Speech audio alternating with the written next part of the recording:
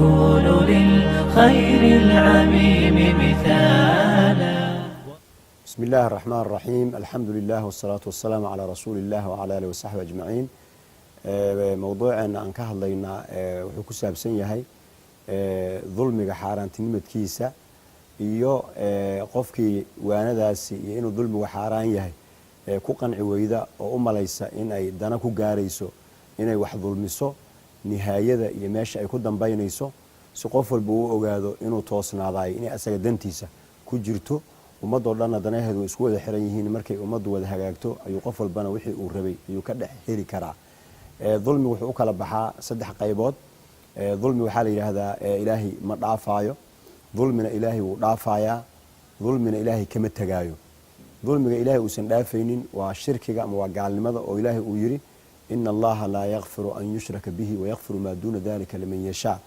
dulmiga ilaahi yani uu dhaafayana waa dulmiga ama waa dembiga u dhaxeeya ilaahi iyo adoonkiisa oo xuquuqda ilaahi oo kali ah ayuu qofkaani wax ka galay. xaq bini aadam oo xiriir la leh ma jirto. ilaahi sifooyinkiisa ayaa waxaa ka mid inuu naxariis badan yahay, wa raxmatii wasacad kulla shay, inuu dembi dhaaf badan yahay, wa innii laghafaarun liman taaba. taasna marka ilaahi subxaanahu watacaala adoonkiisu uu isaga dhaafaa. tasaamux ayay xuquuqda ilaahay u badan tahay oo qofkii mutaysta oo ilaahay barya oo toobadkeen ilaahay wuu dhaafaa. dulmi ilaahay uusan marna daynaynin ayaa jirta. dulmigaas wuxuu yahay waa dulmiga addoomaha dhexdooda ayagoo isdulmiyaan. yacni mid ayaa awood isbidaaya markuu ka fiiriyo dhinacyo marka asaga u muuqata inuu dadka wax u geysan karo ayuu dulmi samaynayaa. qofkii la dulmiyey marka maadaama loo awood sheegtay ilaahay ayuu asna baryaaya oo arrintiisa u gudbisanaya. wa ufawidu amrii ila allah in allaha basiirun bilcibaad. arrinka ilaahay ayuu bandhiganayaa, gacanta ayuu kor u taaganayaa, ilaahay ayuu baryayaa.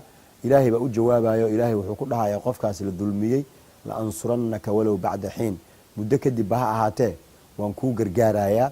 qofka xumaatada sameeyey ama dulmiga sameeyey oo dadka dhibay asaga waxaa laga yaabaa inuu markaasi dadka uu dhibaayo ama uu dulminayo tabardaridooda markuu fiiriyo inuu isleeyahay dadkan wax kaaga imaanaya ma jiro, xilli ay kusoo gaaraan inay adiga tallaabo kaa qaadaanna kuma muuqato, xilli dhow ma aha. markaas marka uu kusii kibro inay maalmo arrinta u mamartay oo sida uu doono uu yeelyeelayo, laakiin wuxuuna garanaynin asaga dhibaatada uu geystay ee uu u malaynayo inay saan kusii soconayso inuu qofka yani madluumka qofka uu dhibaatada u gaarsiiyey inuu xiliyo saacadda mustajaabu dacwo arrintu ay tahay inuu ilaahay uu baryaayo. taas oo keenaysa qofkii u malaynayo inuu fakanayo inuusan fakanin. saasaa nin shaacira wuxuu yidhi laa tadlimanna idaa maa kunta muqtadiran fadulmu yatiika cuqbaahu binnadami tanaamu caynaaka waalmadluumu muntabihun yadcuu calayka wa caynu llahi lam tanami. yani haddii awooddaadu ama tabartaadu ay kuu sheegto inaad dadka aada dulmiso waxaad xusuusataa ilaahay awooddiisa. sababtu maxay tahay? dulmiga aakhirkiisa ama nihaayadiisu waa khasaaro ayuu ku dhammaadaa. sababtoo ah qofkii yani dhibaatadaad u geysatay ee dulmisay ayaa hurdaynin oo adiga asbaab aad ku samaysay daraaddeed iyo xanuun aad u soo jiiday daraaddii ayuu la hurdila-yahay. adiguna waxaa laga yaabaa inaadan waxaasba ogeynooda iska saaxatood iska hurudo. waxaa isku soo beegmaya marka madluumkii oo aan seexanin oo xanuunkii qofkan uu daalimkaah uu ku sababay la seexan waayey iyo ilaahay oo sifooyinkiisa ay ka mid yihiin inuubasan seexanaynin ilaahay. allahu laa ilaaha illaa huwa alxayu alqayuum laa ta'khuduhu sinatun walaa nowm. ilaahay hurdo ma qabato. marka waalmadluumu muntabihun yadcuu calayka wa caynu llaahi lam tanami. madluumkii wuu soo jeedaa, wuu ku habaarayaa, ilaahayna ma seexdo. ilaahay ducadaas wuu aqbalayaa. ilahay xadiidu qudsi wuxuu ku yiri wacizatii wajalaalii la ansurannaka walow bacda xiin. sharaftayda iyo weynankayaan ku dhaartee qofkan la dulmeeyow waan kuu gargaarayaa. nabigana sal lla alay slam mucaad binu jabal oo meel u diray wuxuu kula dardaarmay ittaqi dacwata almadluum. qofka laga gardaran yahay habaarkiisa iska ilaali, maxaa yeelay asaga ilaahay xijaab uma dhexeeyo, toos ayaa looga aqbalaya. marka dulmigu saa ayuu dhib badan yahay. dhanka kale qofka dulmiga samaynaya oo maalmo ay isugu yara aadan tahay oo amarkiisuna uu soconaayo awooddiisuna ay fulayso wuxuu la mid yahay sida neefka markuu baktiyo oo kale. neefka markuu baktiyo maalmaha koobaad wuu bararaa, markii la iska jiido oo bannaanka la dhigo neefkii wuu weynaadaa inta aan la gaarin inta uu dilaacayo. dilaaca ka hor marka bararkaas iyo weynankan oo neefkii intii uu ahaa in ka badan ay ku darsantay caafimaad iyo fayoobaan ma aha ee waa marxalad dilaaceedu uu soo dhow yahay. kadibna neefkii baktiga ahaa ee maalmo banaanka yaalay wuu dilaacayaa, markuu dilaacana wuu baaba'ayaa. qofka dulmiga iyo awood sheegashada u malaynaya inay sii soconayso inta yar ee uu bararsan yahay ee maalmo arrinta ay u tootoosan tahay yuuna ku kadsoomine ha ogaado bararkan iyo arrinta oo yani uu ku sugan yahay ee muuqaalahaan uga muuqata inuu awood iyo uu sheeganayo inay tahay wax laga daba imaan doono oo ay arrintaas ayaga dhammaan doonto. qofkaasna inay shaqadiisu aan hagaagaynin. ilaahay subxaanahu watacaala wuxuu leeyahay ina allaha laa yuslixu camal almufsidiin, ilaahay mufsidiinta camalkooda ma hagaajiyo. kuwa xumaatada sameeya waxay sameeyaan habeen iyo maalin, waxay ka shaqeeyaan sidii ay dadka yani ugu amarku taaglayn lahaayeen, waxay u soo jeedayaan si ay qorsho u dejin lahaayeen ay dadka ku cadaadiyaan. waxayna ogeyn arrintaas ay samaynayaan inay ayaga ku soo noqon doonto. qur-aankuna in badan arrintaas ka sheekeeyo ilahay wuxuu leeyahay qad makara aladiina min qablihim, kuwa hadda jooga ee dhaalimiinta ah kuwii ayaga ka horreeyey ayaa shirqoolla maleegay. fa ata allaahu bunyaanahum min alqawaacid, ilaahay baa wixii ay sameeyeen hoosta iyo asaaska uga yimid. fakhara calayhim isaqfu min fawqihim, waxaa ku soo dhacay saanqaafkii kore ama daboolkii kore ayaa ku dhacay. wa ataahum alcadaabu min xaysu laa yashcuruun, cadaabkuna wuxuu uga yimid meel ayna filaynin. yani waxaa taarikhda soo maray qof walba wixii uu dadka ku dhibo ayaa ugu dambaystana natiijadiisu ay noqotaa. fircoon tusaalaha markii loo soo qaato wuxuu ku faanay inuu biyo haysto. wanaadaa fircawnu fii qowmihi qaala yaa qowmi alaysa lii mulku misra wa haadihi alanhaaru tajrii min taxtii afalaa tubsiruun. wuxuu uhi webiyadan guryaha aan deganay hoostooda durduraaya ee quruxda badan misoo uma jeedaan mulkiga masar inaan anigu aan haysto. biyahaas ayuu ku faanayaa. laakiin markii dambe muxuu ku dhintay? wuxuu ku dhintay isla biyihii uu ku faanayey unbuu dhanka kale ilaahay ku dhex riday. xataa idaa adrakahu lgaraqu, maanshadii markii ay helashay fircoon, qaala aamantu anahu laa ilaaha ila aladii aamana bihi banu israa'iila wa ana min almuslimiin. wuxuu yidhi wixii reer banu israiil ay rumeeyeen ayaan rumaysanoo muslimiinta ayaan ku jiraa. markaas ilahi wuxuu ku yidhi alaana, ma hadda ayaad muslimiintan ka mid ahay dhahaysaa?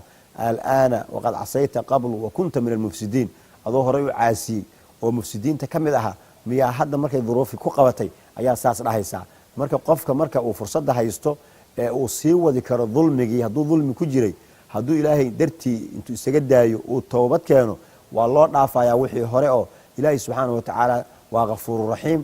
dadka xataa uu ku xadgudbay ilaahay hadduu qof fiican oo toobadiisu ay nasuuxo noqoto oo ay u hagaagto, xaqunaaskii lagu lahaa xataa marka dambe markii lagu xisaabiyo waxaasaa lagu leeyahay la yidhaahdo, ilaahay baa ka gudaaya oo ka dhiibaya.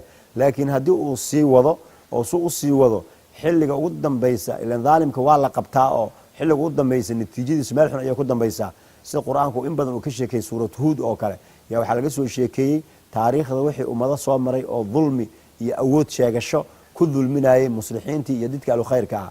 nabi nuux ayaa laga soo bilaabay qisadiisii, qoomkiisii waxay ku dhammaadeen yani in biyo la qaadsiiyey.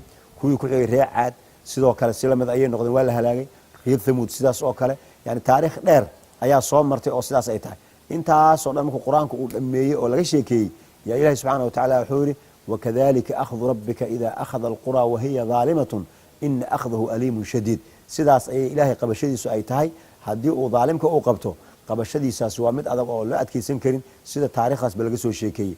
marka qofka yani haddii uu xilliga la qabto uu yidhahdo waan toobad keenayaa oo markaa iska dhigo qof wanaagsan inuu yahay, wakhtigaasi lagama yeelo. dadka jidka gale ee burcad ee shuftada ah markay dadka dhacayaan ee awood ay leeyihiin, haddii marka dambe intii yani warkooda la helo, ciidamo loo diyaariyo, ayagoo falkii ku dhex jira oo dadkii dhacaya lagu qaqabto, ama maxay ahayde yani ayagoo meeshii ay weli ay xumaatada ku sameeyeen jooga lasoo qabto, haddii markii ay kusoo dhacaan yani awooddii ka awood badneed oo la qabto ay yidhaahdaan waan ka toobad keenayna burcadnimada oo mar dambe u noqon mayno, xilligaa asagaa lagama yeelo.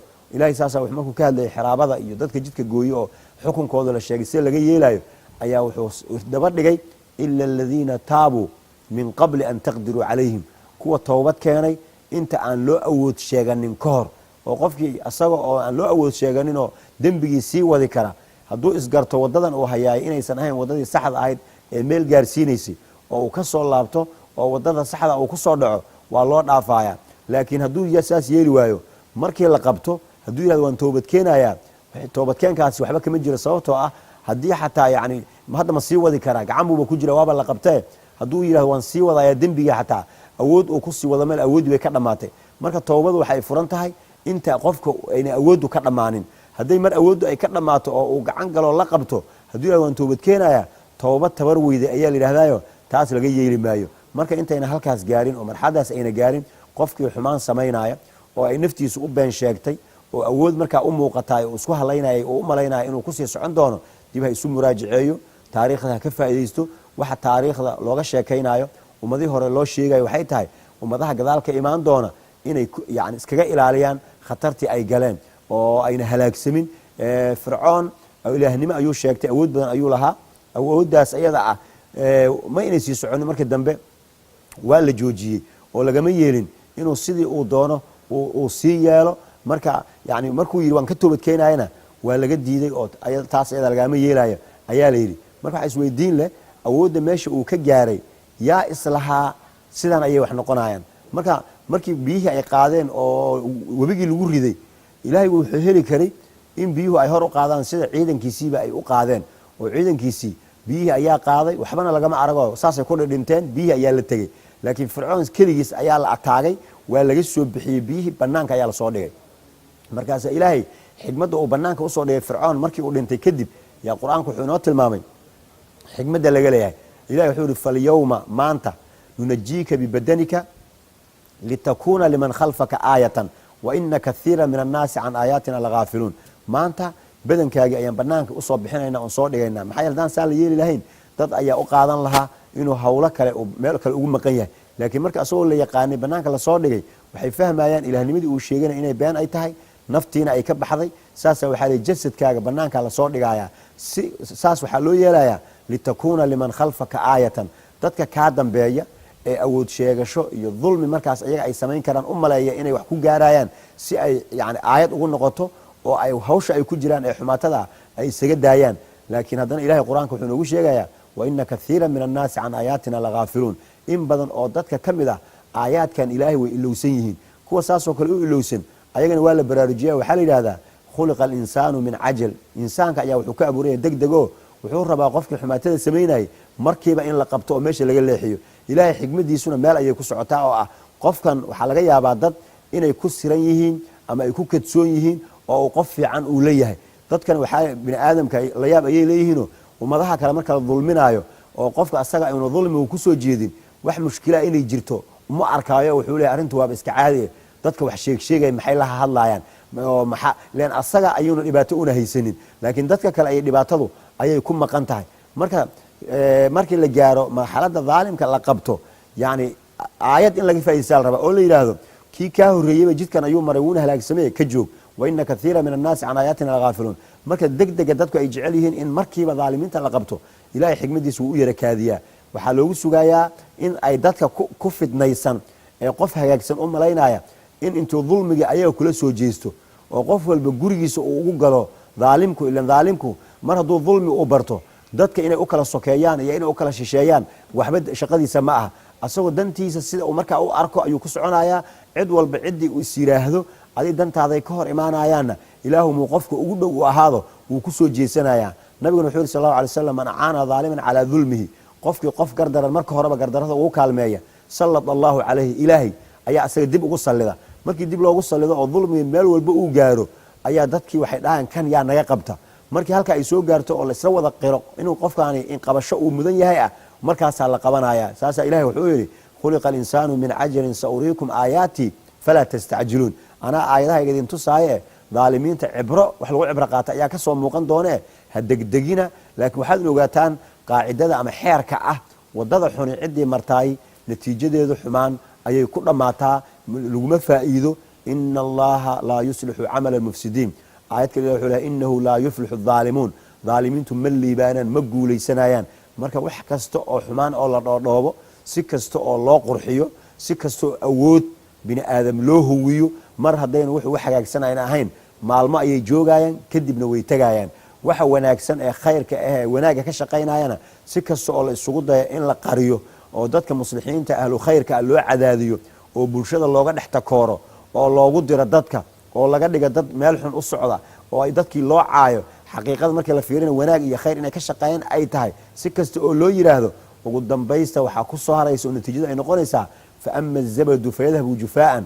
daad xoorta iyo wixii asal aan dhulkan ku ahayn oo dulmi ku dhisani fayadhabu jufaa'an wuu iska tegayaa وأما ما ينفع الناس فيمكث في الأرض واحد dadka anfacaya oo khayr iyo wanaag iyo umada maslaxadeeda ahna way waarayaan oo dhulka ayaga unba u haraaya saasa taariikhda markii laga sheekeeyo kuwa awood isbidaayay iyo anbiya ilaahay iyo dad muslixiina iyo dad saalixiina oo ay u maleynayaan inay yani ay soo afjari karaan oo ay dhibaateyn karaan ayaa dadkii wanaagsanaana way soo hareen kuwii dhaalimiinta ah ee xumaatada sameynayana taariikhda ayaa meel xun ka tuurtay saas daraadeed qof walba asagoo cid kale aan u danaynaynin asaga isu daneeyo hadduu rabo inuu baaqi ahaado oo adduunkan sharaf uu ku noolaado oo aakhirana meel fiican u tago wanaagha ka shaqeeyo ciddii sidaas yeeli weydo oo waxyaabo kale inta iyagu iska samaysato dadka ku xadgudubtana ha ogaato kuwo kale oo asaga ka horreeyey oo siisu kale u dhaqmay ayaa taariikhda baal madow ka galay kana tegey aakhirana dembiga ay galaan uu usii dhiman yahay marka wanaagga iyo badbaadada waxay ku jirtaa dulmigana inaan iska ilaalino